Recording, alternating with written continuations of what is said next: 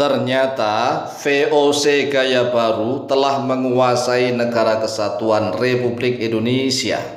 Seluruh anggota DPR RI sudah tahu dan paham, tetapi mereka diam saja. Seolah-olah mereka semua ini pengkhianat terhadap Negara Kesatuan Republik Indonesia. Dan anehnya, seluruh rakyat Indonesia juga diam saja, seolah-olah tidak paham bahwa sebenarnya Negara Kesatuan Republik Indonesia sampai saat ini dikuasai oleh korporasi perusahaan mirip VOC Belanda. Mereka penguasa di Negara Kesatuan Republik Indonesia. Dan hal ini sudah terang-terangan disebut oleh Menteri ATR BPN Nusron Wahid ketika sidang rapat di gedung DPR RI. Menteri ATR BPN Nusron Wahid sudah terang-terangan menyebutkan ada 60 keluarga besar korporasi yang menguasai tanah di Republik ini sekitar atau seluas 46% dari total seluruh tanah di Republik Indonesia. Bahkan ada satu keluarga besar yang menguasai tanah hingga 1,8 juta hektar. 1,8 juta hektar itu sekitar 27 kalinya seluruh provinsi DKI Jakarta. Coba dibayangkan, orang memiliki tanah satu provinsi DKI Jakarta, ini satu provinsi loh ya, itu sudah kaya raya, bisa membeli apa saja. Nah, ini ada satu keluarga yang menguasai 27 kalinya provinsi DKI Jakarta. Coba mari kita bayangkan, ada satu keluarga saja tetapi memiliki aset kekayaan 27 kalinya seluruh provinsi DKI Jakarta. Kita memiliki tanah satu kecamatan saja sudah kaya raya. Memiliki tanah satu kabupaten atau satu kota sudah kaya raya. Nah, ini 27 kalinya provinsi DKI Jakarta. Jadi provinsi DKI Jakarta itu ditumpuk-tumpuk nih seluas 27 kali dari provinsi DKI Jakarta. Bayangkan nih, ini namanya penjajah gaya baru mirip VOC. Nah, kalau ada anggota DPR atau para pejabat mengatakan penguasa tanah yang disebut oleh Menteri ATR BPN Nusron Wahid itu kan bentuknya korporasi perusahaan bukan individu. Nah, kita jawab, Belanda datang ke Indonesia itu bentuknya juga VOC, korporasi perusahaan, sama, nggak ada bedanya. Jadi inilah namanya VOC gaya baru, penjajah gaya baru. 60 keluarga besar pemilik korporasi yang memiliki tanah seluas 46% dari seluruh total tanah di Republik ini.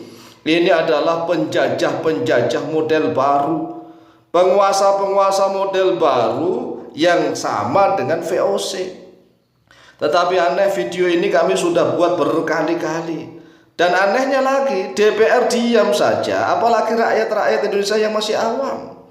Rakyat Indonesia itu saking awamnya, kami sendiri Al-Faqih Alim yang tidak memiliki kepentingan dan tujuan apa-apa selain menegakkan kebenaran dan keadilan, kami sering dihujat. Jadi kami nggak kepengen menjadi anggota DPR RI. Dari sejak dulu kami ditawari partai manapun nggak mau menjadi pejabat manapun, karena memang ya kesukaan kami ini hanya ngajar ngaji, mendidik umat agar pinter, cerdas, agar tidak mudah dibohongin dan ditipu oleh siapapun. Itu hanya keinginan kami. Tapi kami sendiri sering dihujat, dicaci maki, ya dihina-hina, bahkan dituduh ini dan itu. Ketika kami nih yang mengkritiki dua kelompok besar di Indonesia. Yang dua kelompok besar ini, yang pertama adalah ketika kami mengkritik Anies Baswedan atau ketika kami mengkritik FPI atau mengkritik para habaib Alwi, maka mereka rame-rame menghujat saya, menuduh saya sebagai cebong loh, dan ternak Mulyono loh, termul loh, cebong loh. Ini yang pertama, ini kelompok besar nih. Dan ketika kami mengkritiki Jokowi atau Gibran, juga rame-rame rakyat Indonesia menghujat kami, menuduh kami sebagai kadrun loh, kadrun dan barisan sakit hati loh, sok agamis loh, jualan agama loh. Ini kan rakyat Indonesia itu seolah-olah kelasnya masih sekelas cebong dan kadrun. Kadrun itu kan kadal gurun. Cebong itu bisa di mana-mana. Lah kadrun. Lah masa sih rakyat Indonesia itu masih hanya sampai sekelas cebong dan kadrun? Ya kita berdoalah semoga rakyat Indonesia ini naik kelas menjadi manusia-manusia yang cerdas, yang membela kebenaran dan keadilan demi kesejahteraan seluruh rakyat Indonesia. Tidak hanya sekedar ribut membela sosok-sosok tokoh idola tertentu yang belum tentu bersih, belum tentu adil, belum tentu maksum, belum tentu menjadi orang-orang yang dijaga kesuciannya oleh Allah. Nah inilah keinginan kami. Makanya kami selalu berusaha untuk membela kebenaran dan keadilan tanpa melihat sosok-sosok idola tertentu. Kami hanya melihat sosok kebenaran dan keadilan, dan kami membela hak dari seluruh rakyat Indonesia agar hidupnya kaya raya, sejahtera, seluruh utang luar negeri milik negara bisa lunas, sehingga negara mampu memiliki APBN yang surplus. Kemudian seluruh rakyat mendapatkan tunjangan-tunjangan.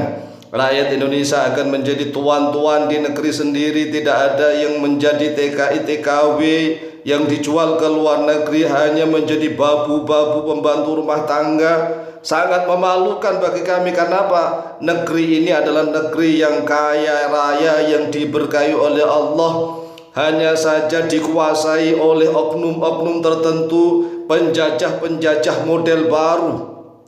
Maka kami tuntut kepada seluruh anggota DPR RI agar segera membuka data.